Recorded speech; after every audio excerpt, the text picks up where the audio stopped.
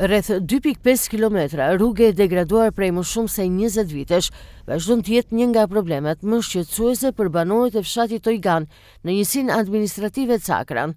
Segmenti që lidh fshatrat Hambar dhe Tojgan është i amortizuar pothuajse në të gjithë gjatësinë e tij, duke u kthyer në një pengesë të përditshme, sidomos për fëmijët që udhëtojnë drejt shkollës dhe drejtuesit të automjeteve që dëmtojnë vazhdimisht automjetet e tyre. Banorët thonë se për të mbërritur në lagjen e fundit të fshatit, detyrohen të përshkojnë një rrugë të gjatë duke kaluar nga fshatra të tjerë, edhe pse distanca direkte është vetëm 2 kilometra, ndërsa theksojnë se kjo problematikë është kthyer në shqetësimin më madhor të përditshmërisë së tyre. Po tash kjo periudhë e tranzicionit, sidomos këto vitet e fundit e ka çandisur çiku shumë. Vetë politikanët ja prishin shtëpinë. Sa fshatra lidh kjo rruga kryesore?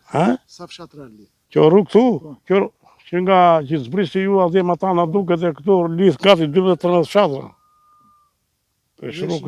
Bile, kjo është një rrugë që i shërben shumë vende, këtu ka vend të mirë, shumë vende të mira, kulti, ka vende kulti këtu ja, të ke shtu mbrapa andej, dy janë lartë, edhe historikisht, domethënë këto kanë qenë vende që preferohen shumë, domethënë vinin njerëz që ditë e festimit që bësh, edhe sot.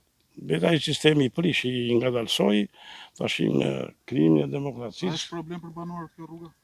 Probleme shumë. Jo për banorët, po kjo rrugë këtu është problem për gjithë ata njerëz që vinë të vendi mirë, se këtu s'vinë këtu në zona jonë, këtu vinë na Vlora, vinë na Fieri, vinë na Tirana, sa na Kruja vinë, këtu vinë kjo për gjithë besimtarë këtu më shtilën se janë 4 vende kulti këtu, edhe kështu që... Po turistë të huaj, ka që shkojnë në Vjos? Edhe shkojnë, tash që është bërë kjo, lumi Vjosës është pas, është bërë park kombëtar, unë vjetë dola këtej mbrapa, pas 4-5 turistë u ishin shtritur atje, edhe kishin edhe çadra me vete, kështu.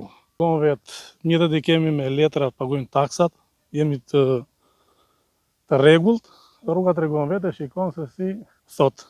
Është cop. Shtete kështu nuk vinë, hankojnë jam atë. Kjo lagja këtu për shembull, e pat vetë si këtej në kjo lagje, e pat vetë, çdo të thot.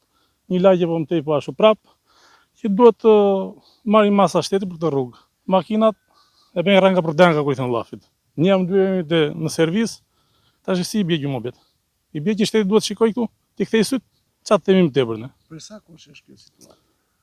Po vallai unë kshu e mbaj mend me të timin. Bin 20-30 vjet. S'ka në një firmë do të shtrohet e 10 bej. Çfarë themi, fshati është shumë mirë si fshat, po nuk ka mbështetje nga shteti. Çfarë themi më tepër ne. Jeni ankuar në komunë bashkë? Po jemi ankuar edhe nuk vin njeri.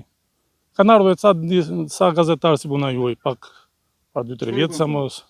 Po qysh rruga që është fshati që është tek, ja i shikon një vet. Ca erdhën para infermieri nuk ka, po nuk ka infermier. Tash një sëmoj, një tujtë një tu mirë, unë ka makinën time dhe vetë në spital, pa gjithë s'ka. Një moshatarin të një tu, qysh e ben? Ja dhe kesh infermieria, i kësa shiku, po gjithë se janë infermier, atëre do thoni vetë. Qa themi më tepër ne? Sa pam rruga ishte pothuajse vetëm balë. Po fëmijët si e bën. Ashtu ikë në përbaltët. Ku do jemi? Si e shikoni? A e shit vetë atje? Është e vërtet kjo që them? Apo shtojnë në një diçka tjetër? Shkolla e fshatit sa nxënës ka? Shkolla e fshatit po të vesh atje, po të jetë një 70 nxënës po nuk janë. Ja dhe ke shkolla e fshatit është aktualisht. Nuk cop. Ç'bie bie jashtë bie brenda. Ç'a themi më tepër ne? Është gjë që duket në sy tregon vetë puna. Tani ne as shtojmë dot as paksojmë dot, është gjë në shesht. Ju faleminderit që jeni munduar.